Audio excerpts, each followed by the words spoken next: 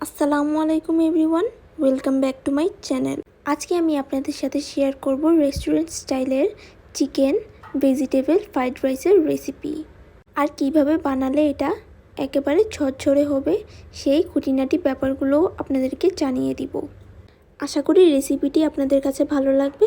তো চলে যাচ্ছি এখন রেসিপিতে। আমি এখানে 1 কাপ সুগন্ধি পোলাওয়ের চাল ইউজ করেছি। আপনারা চাইলে এখানে যে কোনো সুগন্ধি পোলাওয়ের চাল ইউজ করতে পারেন অথবা বাসমতি চালও ইউজ করতে পারেন। তারপরে এই চালটাকে কিছুটা পানি দিয়ে ভালোভাবে ধুয়ে নিতে হবে। 3 থেকে 4 বার আপনারা এই চালটাকে ভালোভাবে ধুয়ে নেবেন আলতো হাতে, যতক্ষণ না পর্যন্ত পানি থেকে এই সাদা সাদা ঘোলাটে ভাবটা যায়। তারপরে আমি একটা পাতিলের মধ্যে কিছুটা পানি নিয়ে এটাকে ভালোভাবে ফুটিয়ে নিচ্ছি। যখন পানিটা ফুটানো হয়ে যাবে আমি এর মধ্যে চালগুলো দিয়ে দিচ্ছি। তারপরে এটাকে আমি ভালোভাবে চামচ দিয়ে নাড়িয়ে নিচ্ছি। তারপরে আমি এখানে দিয়ে দিলাম স্বাদ মতো 1 চা চামচের মতো লবণ। তারপরে আমি দিয়ে দিলাম 1 টেবিল চামচের মতো সয়াবিন তেল। তারপরে আমি এখানে 1 টেবিল চামচের মতো লেবুর রস ইউজ করছি। লবণ, লেবু, তেলটা ইউজ করার ফলে এতে করে রাইসটা অনেক ঝরঝরে হবে, আর এতে করে একটার সাথে একটা লেগেও যাবে না। আর চুলার আঁচটা কিন্তু আমি এখন বেশ হাইতে রেখেছি। আর কিছুক্ষণ পর আপনারা এটাকে একটু করে নাড়িয়ে দিবেন। আর চালটাকে কিন্তু বেশি সিদ্ধ করবেন না, 90%-এর মতো সিদ্ধ করে রাখবেন। চালটা 90%-এর মতো সিদ্ধ হয়ে যাওয়ার পর ঠিক তখনই চালের পানিগুলো ছেঁকে আমি একটা ট্রের মধ্যে এই চালগুলো ছড়িয়ে দিচ্ছি। বাতাসের মধ্যে এটাকে ছড়িয়ে দিয়ে খুব দ্রুত এটাকে ঠান্ডা করে নিতে হবে। আর পারফেক্ট ফ্রাইড রাইস হতে হলে আপনাদেরকে অবশ্যই প্রথমে এটাকে 90%-এর মতো সিদ্ধ করে নিতে হবে। রাইসটাকে ভালোভাবে ঠান্ডা করে নেওয়ার পর আপনারা এটাকে 5 থেকে 6 ঘন্টার মতো করে ফ্রিজের নর্মাল টেম্পারেচারে রেখে দিবেন। খুব ভালো হয় যখন আপনারা এটাকে বানিয়ে এর আগের দিন ফ্রিজের মধ্যে নর্মালে রেখে দিবেন, এতে করে রাইসটা আরও ঝরঝরে হবে। তারপরে এখন আমি চিকেনটা ম্যারিনেট করে নিব। এর জন্য আমি এখানে নিয়েছি ছোট ছোট টুকরো করে রাখা 1 কাপ চিকেন। আর এই চিকেনটা কিন্তু হাড় ছাড়া। তারপরে আমি এখানে দিয়ে দিব 1/2 চা চামচ লবণ। তারপরে দিয়ে দিব 1/2 চা চামচ শুকনো মরিচের গুঁড়ো। তারপরে দিয়ে দিলাম 1/2 চা চামচ গোলমরিচের গুঁড়ো। তারপরে আমি এখানে সামান্য একটু টেস্টিং সল্ট ইউজ করেছি, আপনারা চাইলে এটা স্কিপ করতে পারেন। তারপরে আমি এখানে দিয়ে দিলাম 1/2 চা চামচ চিনি, দিয়ে দিলাম 1 চা চামচ কর্নফ্লাওয়ার। কর্নফ্লাওয়ারটা দেওয়ার কারণ হচ্ছে কি এতে করে চিকেনটা ড্রাই হয়ে যাবে না। আর দিয়ে দিলাম 1 চা চামচ সয়া সস, 1 চা চামচ লেবুর রস। তারপরে আমি এগুলোকে একটু মেখে নিচ্ছি। তারপরে আমি এখানে দিয়ে দিব আদা বাটা 1/2 চা চামচ। তারপরে দিয়ে দিচ্ছি 1/2 চা চামচ রসুন বাটা। তারপরে এই সবগুলোকে আমি একসাথে কিছুক্ষণ ভালোভাবে মিশিয়ে নিচ্ছি। মুরগির মাংসটাকে ভালোভাবে মেখে নেওয়ার পর আমি এটাকে 20 মিনিটের মতো করে রেখে দিব। এখন আমি চিকেনের পাশাপাশি বেশ কয়েকটা সবজি ইউজ করব এখানে, যেগুলো প্রত্যেকটা চাইনিজ ফ্রাইড রাইসের মধ্যে ইউজ করা হয়। আমি এখানে প্রথমেই নিয়েছি আধা কাপ পরিমাণ মটরশুঁটি। তারপরে আমি এখানে নিয়েছি ছোট ছোট কুচি করে রাখা বরবটি আধা কাপ। এখানে আমি আধা কাপ ক্যাপসিকাম নিয়েছি, যেটা আমি লম্বা করে কেটে নিয়েছি।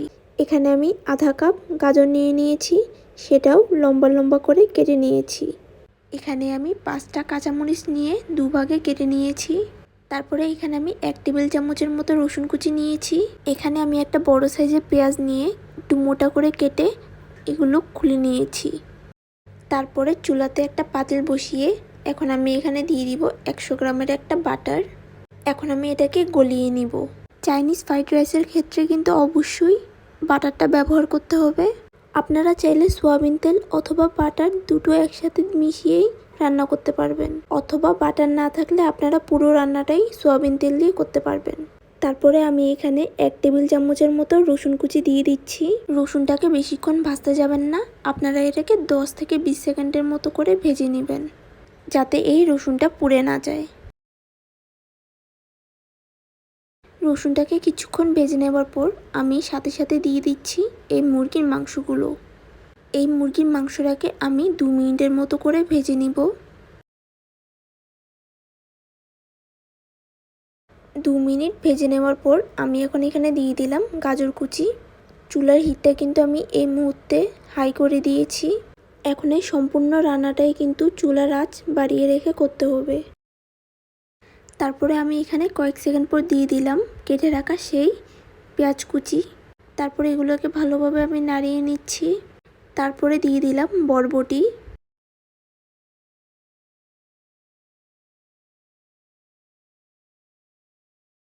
তারপরে আমি এখন এখানে দিয়ে দিলাম গ্রিন ক্যাপসিকাম আর দিয়ে দিলাম মটরশুঁটি। তারপরে এই সব সবজিগুলোকে আমি কয়েক মিনিট ভেজে নিচ্ছি। এই সম্পূর্ণ রান্নাটাই কিন্তু চুলার আঁচ বাড়িয়ে রেখে করতে হবে। এখন এই সবজিগুলো আমি পাশে সরিয়ে নিচ্ছি। এখন আমি এই সাইডটার মধ্যে আগের থেকে ফেটিয়ে রাখা এই ডিমটা দিয়ে দিচ্ছি। এখানে আমি 2টা ডিম নিয়েছি। ডিমটা দিয়ে দেওয়ার পর আমি উপরে একটু লবণ ছিটিয়ে দিচ্ছি আর ডিমটাকে এই মুহূর্তে আমি নাড়িয়ে নিচ্ছি। তারপরে এই সবজিগুলোর সাথে আমি ভালোভাবে এই ডিমটাকে মিশিয়ে নিচ্ছি। তারপরে আমি সেই কেটে রাখা কাঁচামরিচটা দিয়ে দিচ্ছি আর এগুলোকে ভালোভাবে নাড়িয়ে নিচ্ছি।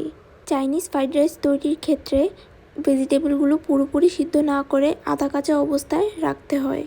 আমি এখন এখানে সেই রাইসগুলো দিয়ে দিচ্ছি। এই রাইসটাকে আমি ফ্রিজ থেকে নামার পরেই আমি দলাগুলোকে ঝরিয়ে নিয়েছিলাম।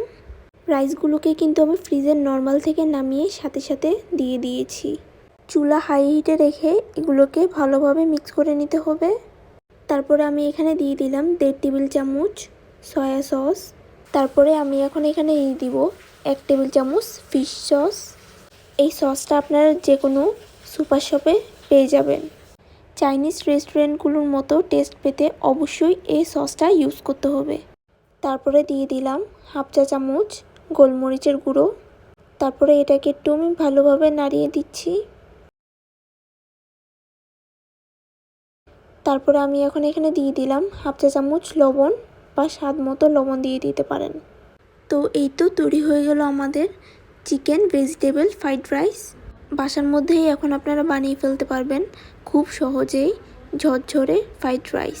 রেস্টুরেন্ট স্টাইলের এই চিকেন ভেজিটেবল ফ্রাইড রাইসটা যদি আপনাদের কাছে ভালো লেগে থাকে তাহলে অবশ্যই আমার চ্যানেলটা লাইক, শেয়ার অ্যান্ড সাবস্ক্রাইব করে দিবেন।